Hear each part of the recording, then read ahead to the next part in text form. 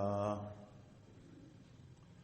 الحمد لله وحده والصلاة والسلام على من لا نبي بعده ولا رسول بعده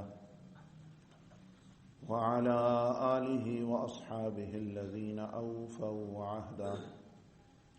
أما بعد فأعوذ بالله من الشيطان الرجيم. بسم الله الرحمن الرحيم. إلا تنصروه فقد نصره الله إذ أخرجه الذين كفروا ثاني اثنين إذ هما في الغار إذ يقول لصاحبه لا تحزن إن الله معنا. صدق الله مولانا العظيم.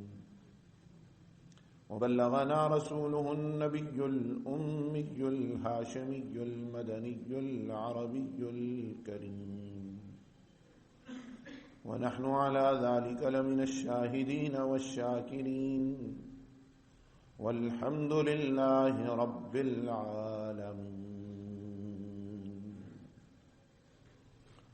درود شریف پڑھیے. اللهم صل على سيدنا ومولانا محمد وعلى آل سيدنا ومولانا محمد وبارك وسلم وصل عليه.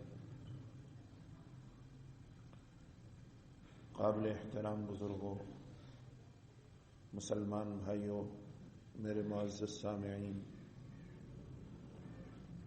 جمادی الاخری سن 1445 ہجری کی آج 29 تاریخ اور آخری جمعۃ المبارک ہے. آئندہ آنے والا جمعہ انشاءاللہ 1445 ہجری کے ماہ رجب کا جمعۃ المبارک ہوگا انشاءاللہ. اور اس کے ساتھ ہی یوں سمجھیے کہ رمضان شریف کی آمد کے چرچے اور تذکرے شروع ہو جاتے ہیں، اور وقت جیسا کہ احادیث شریفہ سے معلوم ہوتا ہے کہ قیامت کے قریب ہونے کی نشانیوں میں سے ایک نشانی یہ ہے کہ وقت تیزی سے گزرے گا، جلدی گزرے گا، اور زمانے کا پہیہ بہت تیز رفتاری سے گھوم رہا ہوگا. تو وہ بھی محسوس ہوتا ہے کہ ابھی رمضان شریف کل کی بات معلوم ہوتی ہے، اور اب جو 1444 ہجری کا رمضان شریف تھا، اور اب چرچے اور تذکرے شروع ہو گئے ہیں آنے والے رمضان المبارک کے. اسی طرح انسان کی زندگی ہے، اور انسان انہی گھڑیوں، انہی لمحات، انہی سانسوں اور انہی دن اور انہی راتوں کا مجموعہ ہے. ایک ایک گزرتے جا رہے ہیں، گویا کہ انسان بھی کم ہوتا جا رہا ہے. ہر انسان، بوڑھا بھی، جوان بھی، بچہ بھی، مرد بھی، عورت بھی، صحت مند بھی، مریض بھی، وہ کم ہو رہا ہے، زیادہ نہیں ہو رہا. اور منزل سب کی ایک ہے. یہ زندگی انتہائی ناقابل یقین چیز ہے. ناقابل یقین کا مطلب یہ ہے کہ کسی وقت چراغ گل ہو جائے، اس کی کوئی یقینی بات نہیں ہے کسی کے پاس بھی. اور آنے والی جو حقیقت ہے وہ بالکل پختہ یقین والی اور اٹل چیز ہے، اس میں کوئی شک نہیں ہے. اللہ جل شانہ ہم سب کا انجام اچھا فرمائے، ایمان نصیب فرمائے، خاتمہ بالخیر کی دولت عطا فرمائے، اور کلمے کے ساتھ، ایمان کے ساتھ دنیا سے جانا نصیب فرمائے، اور جو چلے گئے اللہ جل شانہ ان کی مغفرت فرمائے. میرے محترم دوستو، جمادی الاخری اور اس کی 22 تاریخ کے حوالے سے گزشتہ جمعۃ المبارک کو خلیفہ بلا فصل، یار غار، یار مزار، ثانی اثنین، امیر المومنین، خلیفۃ المسلمین، افضل البشر بعد الانبیاء بالتحقیق، سیدنا ابو بکر الصدیق رضی اللہ تعالی عنہ کا ذکر خیر کیا تھا کہ یہ تاریخ آپ کے یوم وفات سے مناسبت رکھتی ہے، اور اس کو آپ کا یوم وفات کہا جاتا ہے۔ اور یہ جتنا اسلام اس وقت ہم دنیا میں دیکھ رہے ہیں، چاہے وہ ہمیں عبادات کی شکل میں نظر آتا ہے یا معاملات کی شکل میں نظر آتا ہے یا کسی بھی شکل و صورت میں نظر آتا ہے، نماز ہو، زکوٰۃ ہو، حج ہو، جہاد ہو، روزہ ہو، کوئی بھی عمل ہو، وہ سارے کا سارا صدقہ ہے، یا دوسرے لفظوں میں وہ نامہ اعمال میں شامل ہوتا ہے سیدنا ابو بکر صدیق رضی اللہ تعالی۔ کیونکہ جب رحمت دو عالم صلی اللہ علیہ وسلم نے دنیا سے پردہ فرمایا تو اندیشہ تھا اس بات کا کہ اسلام کی وہ عمارت جسے رحمت عالم صلی اللہ علیہ وسلم نے اپنے آنسوؤں سے اور اپنے لہو سے سینچا تھا اور صحابہ کرام نے اپنی جانیں جس پر نچھاور کی تھی، اندیشہ تھا کہ اس کی بنیادیں ہل جائیں اور اللہ نہ کرے اس کے گرنے کا، ڈھہ جانے کا خطرہ تھا۔ اس کو سنبھالنے کا جو ذریعہ بنے وہ سیدنا ابو بکر صدیق رضی اللہ تعالی۔ ایک طرف ارشاد نبوت ہے ارحم امتی بامتی ابو بکر، میری امت پہ سب سے زیادہ مہربان اور میری امت کے مہربانوں میں سب سے زیادہ مہربان وہ ابو بکر ہے، اور تھے بھی، دل نرم تھا، مہربانی کا پیکر تھے۔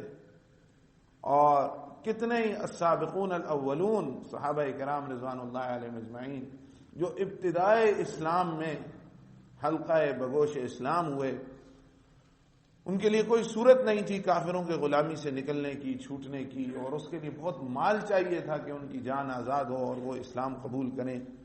تو وہ مال پیش جس نے کیا اور انتہائی مہربانی سے جس نے پیش کیا وہ سیدنا ابو بکر صدیق رضی اللہ تعالیٰ عنہ تھے۔ اور رحمت عالم صلی اللہ علیہ وسلم نے احادیث کی کتابوں میں باب مناقب ابی بکر رضی اللہ تعالی عنہ کے نام سے پورے ابواب موجود ہوتے ہیں، جس میں صرف وہ حدیثیں ہیں، ایک نہیں کئی حدیثیں جو سیدنا ابو بکر صدیق رضی اللہ تعالی عنہ کی فضیلت میں رسالت امام صلی اللہ علیہ وسلم نے فرمائی۔ اور پھر ان کی شان تو یہ ہے کہ قرآن شریف کہتا ہے اذ یقول لصاحبہ،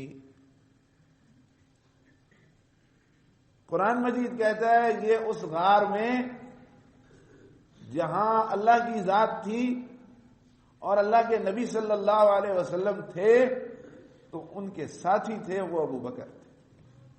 اذ یقول لصاحبہ، قرآن مجید سے ان کا شرف صحابیت ثابت ہے، اور وہ قرآن مجید نے ان کو صحابی رسول ہونے کی، یار پیمبر ہونے کی سند عطا کی ہے۔ اور خود رسول اکرم صلی اللہ علیہ وسلم نے بہت سے مواقع پر ایک جگہ ارشاد فرمایا ما عندنا لأحد ید الا وقد کافینا، جس نے ہم پر احسان کیا، ہمارا بھلا کیا، ہمارے ساتھ اچھائی کی، ہم نے اس کو بدلہ عطا کیا۔ آپ صلی اللہ علیہ وسلم مروت کی تکمیل تھے اور لاج رکھنے والے تھے اور غیرت کا مجسمہ، اور ساری صفات حمیدہ اور خوبیاں آپ صلی اللہ علیہ وسلم پر جا کے ختم ہوتی تھی، ان سب کی انتہا پہ تھے۔ تو آپ نے فرمایا جس نے ہمارے ساتھ جو نیکی کی ہم نے بدلہ دیا، ما خلا ابا بکر، سوائے ابو بکر کے رضی اللہ، فإن له عندنا یدا یکافئہ اللہ بہ یوم القیامہ، اس کے ہم پر اتنے احسان ہیں کہ کل حشر کے میدان میں اللہ کے خزانے سے لے کے ہی بدلہ اس کو دلوائیں گے۔ اللہ اپنے خزانوں سے، اپنی جناب سے ان کی نیکیوں کا، ان کے احسانات کا بدلہ عطا فرمائیں گے۔ سب کچھ ہی قربان کر دیا،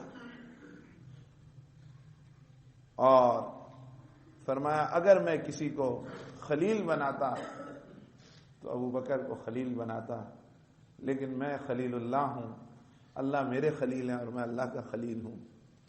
اور فرمایا ما نفعنی مال احد قط ما نفعنی مال ابی بکر، کسی کے مال سے مجھے اتنا فائدہ نہیں پہنچا جتنا ابو بکر کے مال سے پہنچا۔ صحابہ کرام رضی اللہ عنہم اجمعین تو اور بھی تھے اور ان کا مال زیادہ بھی تھا اور انہوں نے دیا بھی زیادہ۔ سیدنا عثمان بن عفان رضی اللہ تعالی عنہ، غزوہ تبوک کا موقع ہے اور سرور عالم صلی اللہ علیہ وسلم نے فرمایا جہاد کے لیے جانا ہے، چندہ ہو رہا ہے، وہ ڈھیر سارا مال لے آئے، سونے چاندی کے سکے، اور آپ صلی اللہ علیہ وسلم اس کو الٹتے پلٹتے جا رہے ہیں اور فرما رہے ہیں آج کے بعد عثمان کچھ بھی کرتا رہے اس کو کوئی نقصان نہیں ہوگا، خوشی کی وجہ سے۔ اور یہ آپ صلی اللہ علیہ وسلم کا فرمانا جذباتی باتیں نہیں تھیں۔ قرآن مجید کہتا ہے وَمَا يَنطِقُ عَنِ الْهَوَىٰ إِنْ هُوَ إِلَّا وَحْيٌ يُوحَىٰ، آپ صلی اللہ علیہ وسلم اپنی خواہش سے تو گفتگو نہیں فرماتے تھے، لب نہیں ہلاتے تھے، اللہ کی وحی ہوتی تھی جو آپ فرماتے تھے۔ تو حضرت عمر رضی اللہ تعالی عنہ آدھا مال لیا ہے، اور عین ممکن ہے کہ مقدار میں وہ زیادہ ہو، لیکن جذبہ صدیقی کو سلام ہے نا کہ جو کچھ تھا سب کچھ سمیٹ کے لیا ہے، تھوڑا ہے یا زیادہ ہے، جو ہے حاضر ہے، اس کا کوئی مقابلہ نہیں۔ اور پھر جیسے میں نے عرض کیا، یہ میری بات نہیں ہے، یہ حضرت مولانا سید ابو الحسن علی ندوی رحمہ اللہ نے فرمایا کہ ابھی دنیا میں جتنا اسلام باقی ہے سارے کے سارے کا ثواب سیدنا ابو بکر صدیق رضی اللہ تعالی عنہ کو پہنچتا ہے۔ اور کیوں؟ اس لیے کہ جب رحمت عالم صلی اللہ علیہ وسلم نے پردہ فرمایا، اللہ اللہ، وہ منظر بھی اس وقت جب یہ خبر آئی، آج خاندان میں کوئی عام، یعنی عام کا مطلب دور پرے کا رشتہ دار، دور پار کا رشتہ دار ہو اور عرصے سے بیمار ہو، بستر پہ ہو اور بوڑھا ہو اور ضعیف ہو، بس سانسیں چلتی ہوں اور کچھ بھی نہ ہو، تو اس کی خبر آ جائے تو وہ خبر ہلچل مچا دیتی ہے اور سب لوگ اپنی جگہ ہل جل جاتے ہیں۔